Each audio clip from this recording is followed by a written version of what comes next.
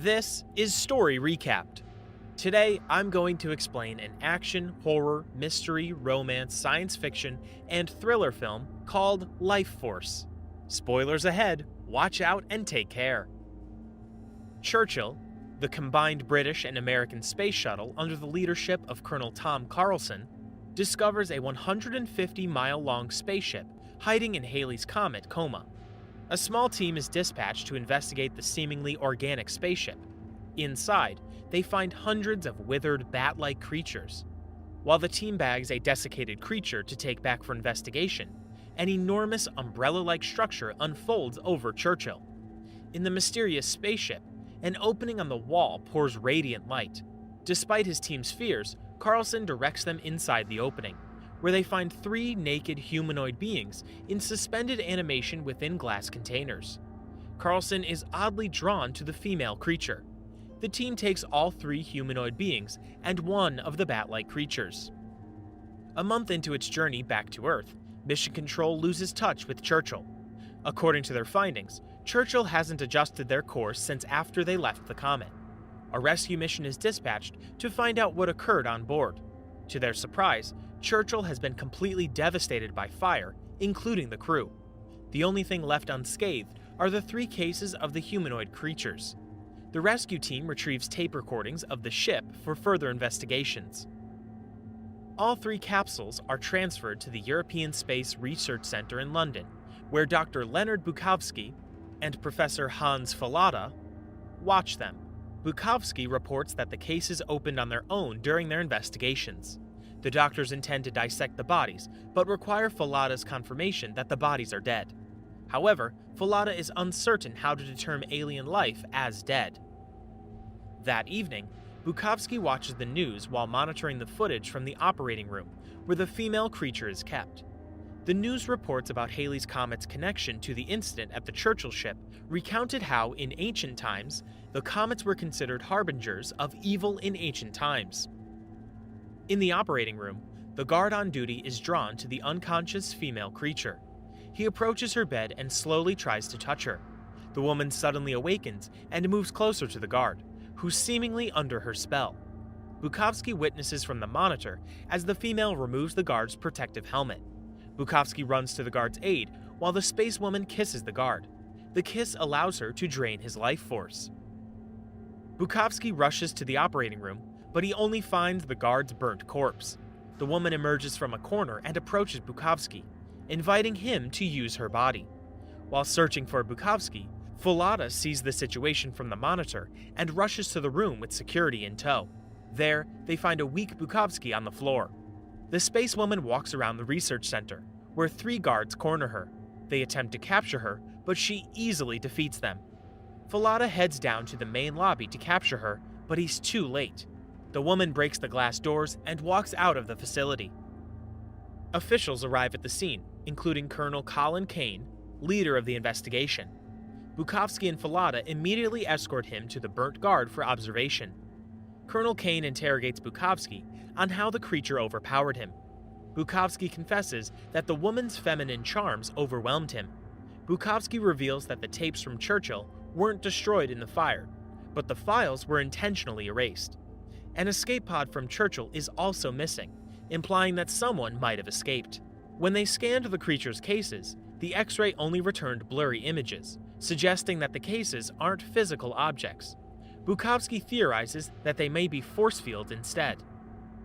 After Bukowski excuses himself, Fallada admits to Kane how he's fascinated with death and the life after it. He theorizes that the woman drained the guard's life force and potentially a portion of Bukowski's. Hearing this, Kane calls the woman a vampire, which Fallada agrees to. Meanwhile, two guards watch over the two spacemen, arguing if the creatures are alive or dead. Suddenly, the room explodes, and the spacemen awaken from their cases. In defense, the guards fire their weapons at them, but the bullets don't stop them. The guards throw grenades at the creatures, seemingly defeating them. The doctors perform an autopsy on the guard killed by the woman. As they are about to start, the guard's decaying body comes back to life, frightening the doctors. He beckons one of the doctors for help, and the doctor approaches him, seemingly drawn to the undead creature.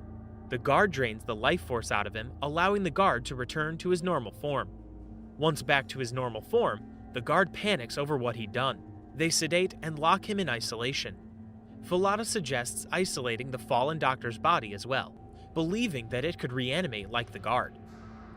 Kane receives a report about a desiccated female body found in a park. Eyewitnesses claim that the woman was with another dark-haired woman who wasn't clothed. The witnesses, however, didn't see where the dark-haired woman went. Seeing that the victim's body is unclothed, they believe the space woman stole her clothes. Later that day, Kane and Fallada show Sir Percy around the facility as they monitor the space creature's victims. The guard struggles as he craves life force from humans. 2 hours after failing to sustain himself, the guard returns to his desiccated form, with his insides turned to ashes. The fallen doctor also rampages in his cell until he explodes into ashes. They watch as the woman from the park reanimates, strapped to a bed. The cardiac monitors attached to her explode just before she does.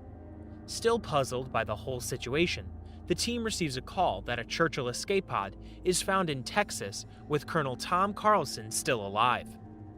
Seemingly still traumatized about the whole situation, Carlson is airlifted to London, where the executives welcome him.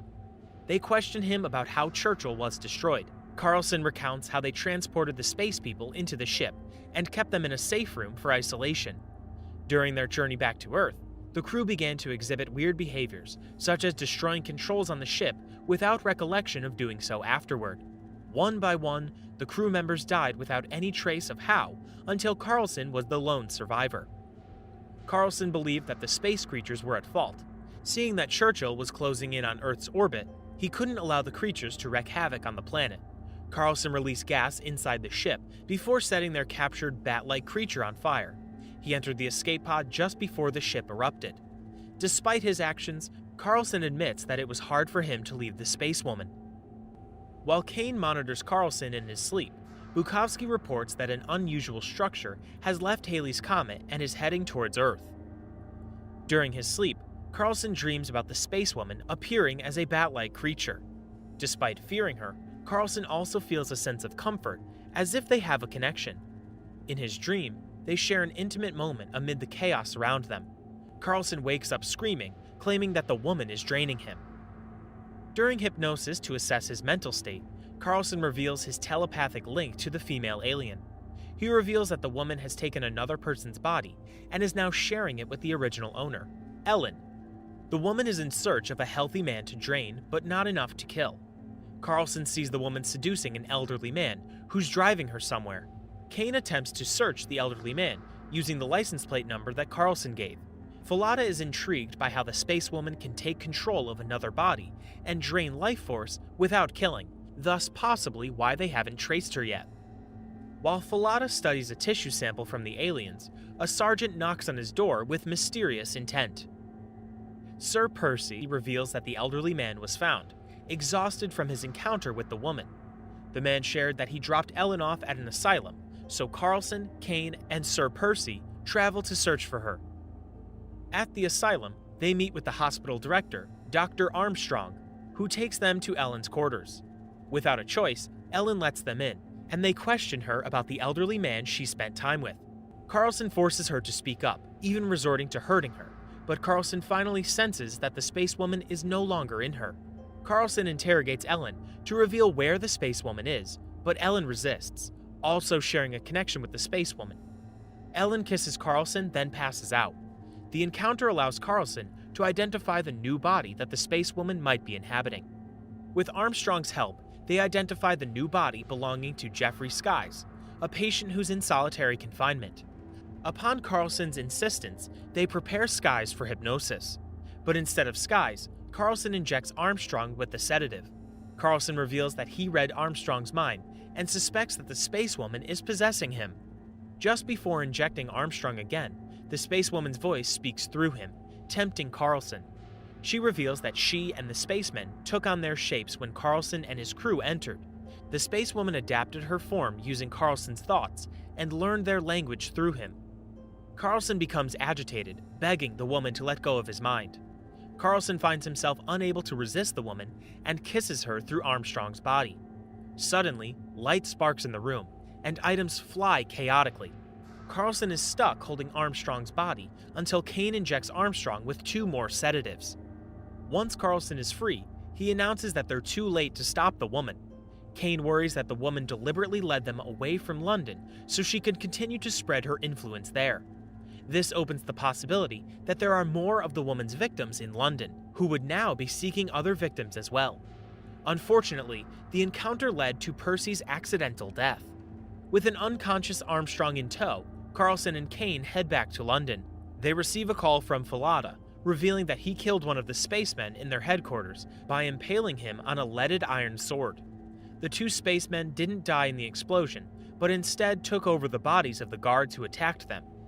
Rather than the heart itself, the vampire's critical area is a few inches below it. He hypothesizes that vampire legends are based on a past encounter by this extraterrestrial vampire race. After the call, blood spews from Armstrong's and Percy's orifices, shocking all passengers. The blood takes the shape of the spacewoman before splattering. Carlson announces that the spacewoman is no longer in Armstrong, but she is in London. Carlson finally confesses that he was so captivated by the spacewoman that he destroyed Churchill's control panel and the tapes. He woke her from the cage, and she took some of his life force while giving him some of hers.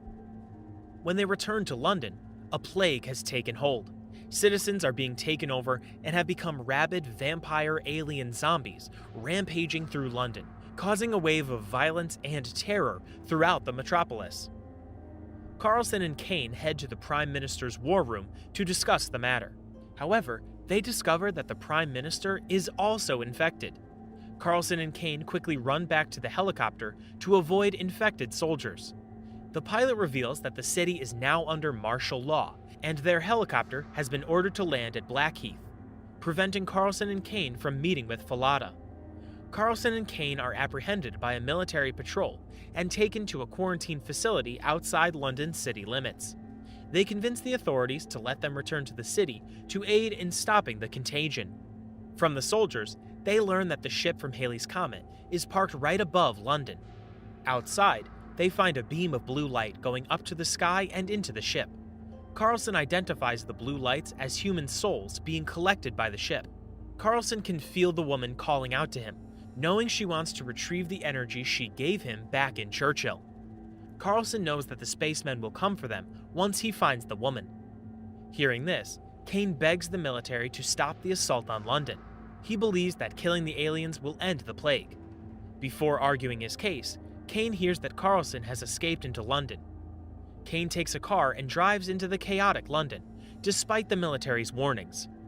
Kane heads to the research facility thinking Carlson will be going there, but instead, Carlson is searching for the woman. While distracted with visions of the woman, Carlson's vehicle is attacked by a horde that he narrowly escapes. He drives to St. Paul's Cathedral to confront the spacewoman and finally put the whole fiasco to an end. Inside, Carlson sees multiple drained bodies piled up. At the facility, Kane finds Falada in his office, where the dead spaceman lies. Falada reveals that Bukowski has perished. As Falada speaks, Kane realizes that he has been infected, so he shoots him before retrieving the sword from the spaceman's corpse. Meanwhile, Carlson finds the woman lying on the altar as the central point of the life force being drained from Earth. Carlson looks at her, still in awe, but this time aware of her intentions. The woman persuades Carlson to join her as she ascends into the light, but he remains still. Kane heads to the cathedral, but hordes of infected run after him. Blue lights surround the city, taking the life forces of the victims. Kane arrives at the cathedral and finds the second spaceman standing at the doorway, consuming the life forces from the city. Kane stabs him with the sword and watches him transform into a bat-like creature before disintegrating. Kane retrieves the sword and heads inside. Kane sees Carlson feed the spacewoman with his life force and tries to catch his attention, but it seems ineffective. Carlson finally notices Kane and reaches out for the lead sword. Carlson sacrifices himself by impaling himself and the spacewoman. Wounded, the woman returns to her spacecraft, releasing a flash of blue energy that rips the top off the church building's dome, taking Carlson with her. The two ascend the column of blue light to the vessel that contains all of the planet's innumerable human souls. As the vampire zombies die one by one, Kane stands alone. He watches the ship travel to the vast space as London burns. The spacewoman is entombed back in her crystal coffin on board the alien ship, along with millions of victim souls in the form of blue light energy. It serves as fuel to power up the ship as it departs from Earth's orbit and heads back to the comet it came from. Subscribe to watch more videos like this. Turn on notifications. And leave a like, it really helps the channel out. Thank you for watching.